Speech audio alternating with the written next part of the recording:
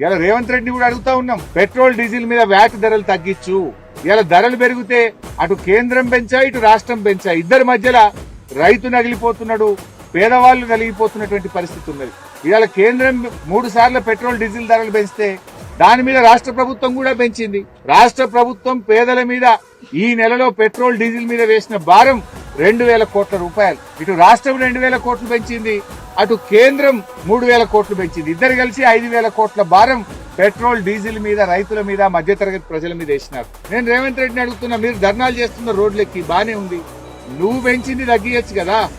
రాష్ట్ర ప్రభుత్వం ఏదైతే 27% వ్యాట్ పెట్టిందో ఆ 27% వ్యాట్ ను తగ్గించండి, ఓ 10% వ్యాట్ తగ్గించండి. ఇలా రైతులకు భారం పెరుగుతుంది. రేపు ట్రాక్టర్ దున్నాలంటే నిన్నటిదాకా ఒక కిరాయి ఉంటుంది, రేపు 200 కిరాయి పెరుగుతుంది. వరి కోత మిషన్ కు కిరాయి పెరుగుతున్నది.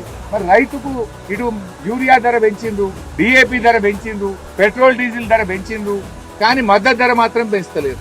ధరలు పెంచుతున్నారు, పంట కొంటలేరు, రైతులు ఇబ్బంది పెడుతున్న పరిస్థితి ఉన్నది.